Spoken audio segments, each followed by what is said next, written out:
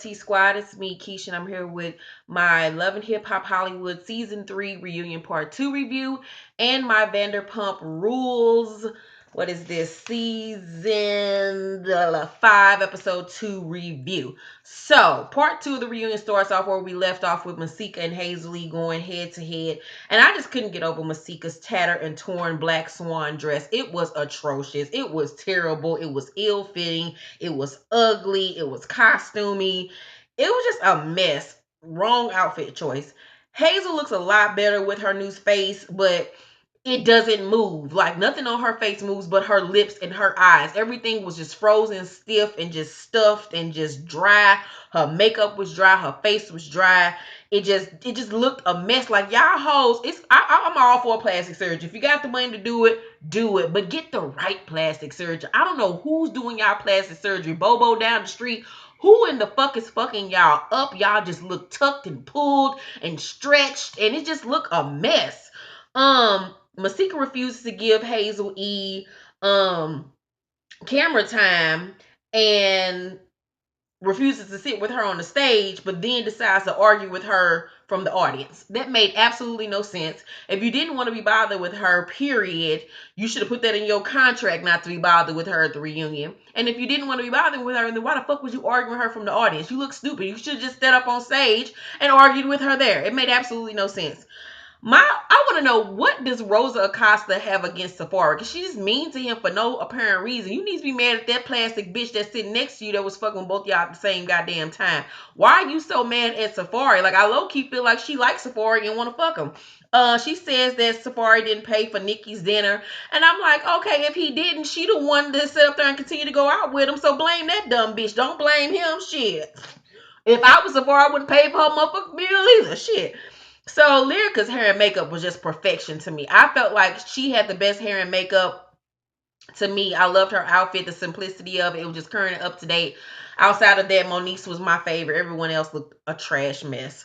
I love Ray J and Safari's friendship. I think that is hilarious. And I think what Mona needs to do is give Safari a Ray J of Love type show. He needs to have his own dating show with Ray J being his coach, and that shit just be hilarious. I think Safari needs a dating show. I'm putting it out there. If they do it, I want to cut because this was my fucking idea, Mona Scott. Fizz says he wasn't tripping off Safari and Nikki's relationship, and he wasn't. Nobody gives a fuck about Nikki and who she's fucking. She's in the audience. I thought you were. I mean, I would be tripping if I lost me too. Girl, ain't nobody tripping off you. You're only tripping about off you and your insecurities with yourself. That's why you keep on nipping and tugging your whole entire body.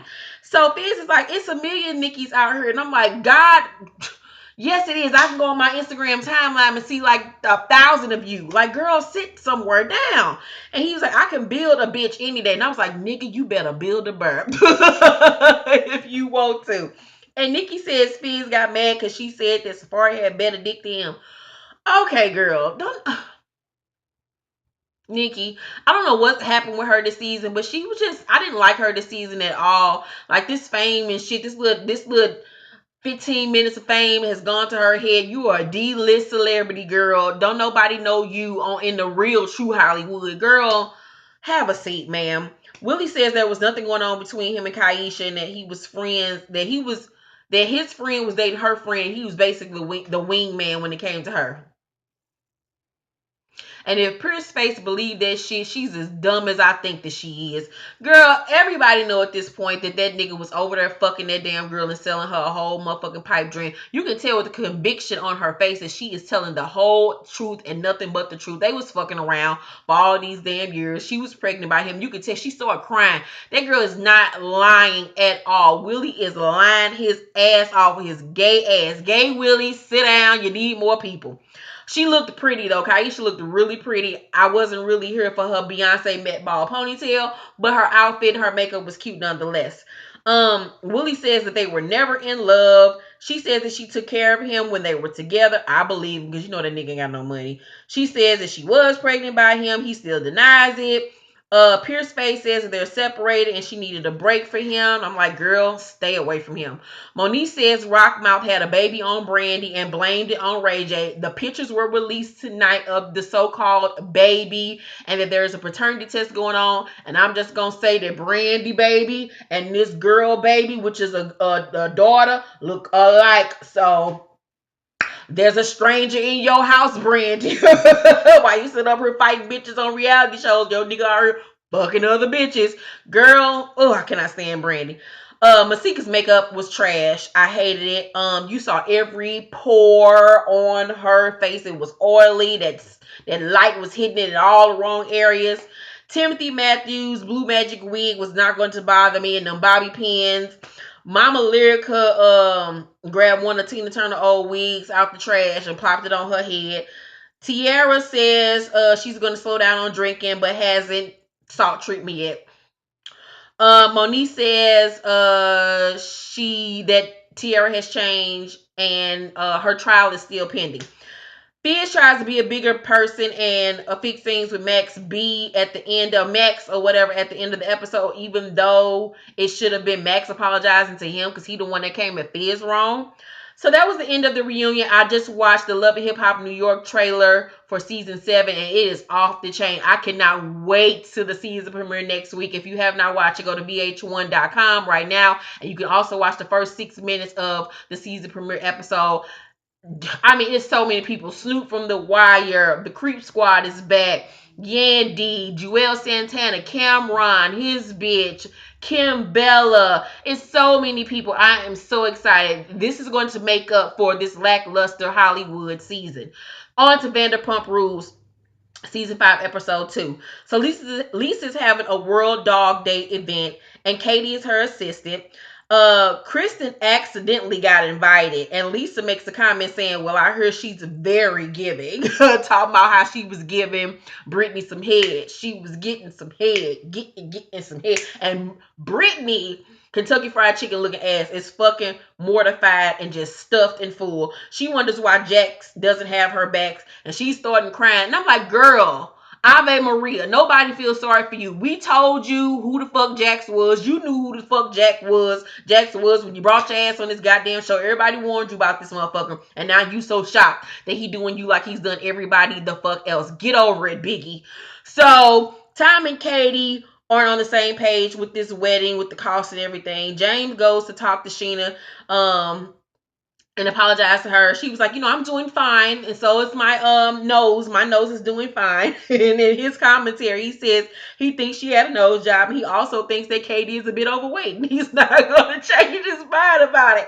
And I was dying laughing because James is ignorant and can give a read.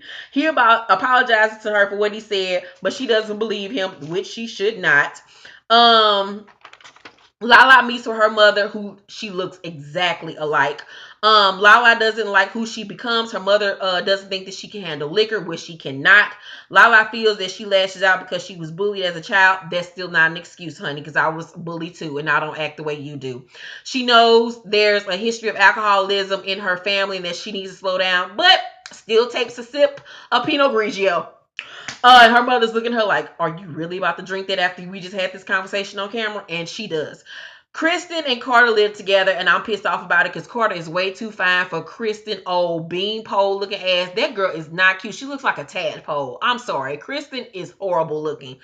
Everyone is at the restaurant talking about Kristen going down on Brittany. Even the motherfucking Mexican cooks, honey, is in the back talking about some Cien Puello and no Espanol talking about her getting her pussy ate. Kristen is offended by this whole thing and doesn't remember what happened, but Carter says he was there and it didn't happen. Carter, I can look by the look on your face. You were lying your ass off because at one point you were sitting there looking at her like, bitch, really? Or you really, bitch? Really, bitch? Like you wanted to slap her. You know damn well Kristen ate that girl monkey. Oh my God. Brittany talks to Jax about it. He tells her to get over it and that this is LA.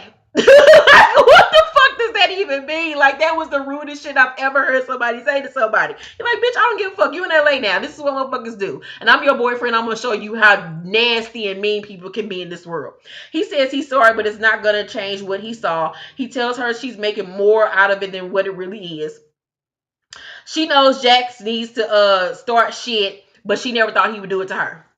Kristen, rewind that shit. I mean, Brittany, rewind it and listen to what the fuck you just said. You sound fucking stupid as hell. Why would you even want to be with somebody that constantly has to start drama for no apparent reason? Brittany tells Lisa that she can't believe he would do this to her, and Lisa just like want to know, well, why would Kristen, girl? Why out of all the people that could have licked your clit, you would decide to let it be Kristen? And she was like, Lisa, it really didn't happen. I swear to God, it didn't happen. So Brittany stayed at Sheena's house, I guess, to prove a point. Then she didn't prove shit. So she decides to take her ass home to confront Jax, who is asleep in bed and unfazed. And she's like, Jax, I'm home, I'm here. And he's like, I don't give a fuck, I'm asleep, bitch, leave me the fuck alone. So Jax is like, I caught my girl with another girl, but I'm the one that's wrong. I'm sorry, in this case, I believe Jax. That girl got her pussy and just don't want her Christian ass Southern family to know that she is a freak and getting turned out in LA. So Brittany says he's a liar. She swears to God it didn't happen. He tells her to get out, and Jax is yelling at her, and she says this isn't working, and this and that. Okay, girl. Once again, nobody feels sorry for you. You gonna continue to stress eat and be over there looking like Delta Burke and Ricky Lake and shit. Looking like Elvis Presley with that chin over there looking like me. Girl behind this nigga. So Schwartz brings up a prenup to Katie. She's not against it. She's all for it. I'm like, good gosh, Schwartz, because that relationship, I don't think is going to last. Well, it might last between them two, but Schwartz can do so much better than Katie. Lala goes to see James' place, which is a living room. That nigga literally lives in a box. He feels with the success of his music, he could be playing at Coachella.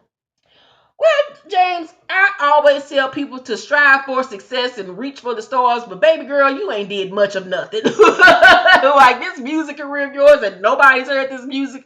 I don't know who you think you are. Like, this nigga really think he DJ Khaled. Like, but okay, girl, I pray you can make it. Like, you got the look. You just fucked up. Until you get your life in order, you're not going to make it. So, it's the dog event. And one of Lisa's workers tells her that James got into it with someone while he was on break. James says that it was actually one of his friends that he got into it with, and the guy felt like James was being rude because he talked over him and put James in the headlock. And I was like, you probably deserved it. Lisa says that if he started it, she will fire him. James is going to get fired this season. Hallelujah. It's about time. James says people are jealous of him. Okay, girl. So James apologized to Katie for calling her fat, but she doesn't accept it either. James still thinks that she's fat, and that's why he said it, and he doesn't take it back. I'm like, why the fuck did you apologize? Like, stop going on these apology tours when you know damn well you don't fucking mean what you're saying. Stassi and Kristen go over to kiss Lisa's ass, and we see Joyce from the Real Housewives of Beverly Hills. I think she was on there like 3 seasons ago. She was only on there 1 season. It was nice seeing her again. I think she should come back. Not that crazy witch lady ain't on there no more. Lisa tells them that they should donate, and they're like, we did donate. And Lisa tells Kristen, I think you've been giving some people more than what they need. And Kristen is speechless, honey. She cannot believe that Lisa knows that she's been over there to some bitches. So Jax tells Schwartz he never would have told anyone about Kristen and Brittany if it would have been such a long, big ass drawn out argument. Jax, yes, the fuck you would. This is what you live for. Everyone goes over Kristen's house after the dog event. Kristen tells Jax he's in deep shit and asks him to come out on the balcony so they can talk. And she brings Carter out there for what? Because he didn't do shit. And she tells him that he's fucking up with Brittany. Carter says that he was there and nothing happened between Brittany and Kristen. Jack's like, homeboy, you were asleep when I walked in. I know what the fuck I saw, but okay, if y'all want to do this, all right, whatever. It don't even matter. He tells Kristen to basically mind her motherfucking business, and this is between him and Brittany. And she's like, Jax, you're gonna fuck it up with her. You're gonna fucking lose her, dude. Like, just calm it the fuck down. And he's like, okay, Kristen, what the fuck ever. And the episode goes off. And this is a pretty decent episode. I give tonight's episode of Vanderpump Rules a C+. It wasn't as action-packed as last week, but I can tell what the season is gonna get better. The season part 2 of the reunion for Love and Hip Hop, I give it a D. It was alright. This season of Love and Hip Hop was lackluster for me. it just didn't give me what I needed that Hollywood normally does. I think they need to revamp the cast and bring some new people in, new blood, new storylines next season. I'm excited for New York. New York is about to be lit. I will be doing full hair and makeup, baby, next week. I'm so fucking excited. My Black and Crew Chicago review is up. And a new episode of Since You Asked will be up this week. We're celebrating our 20th episode. We're so excited. And if you have a question, please get it in now because we're filming in the morning. So email us at since1@gmail.com.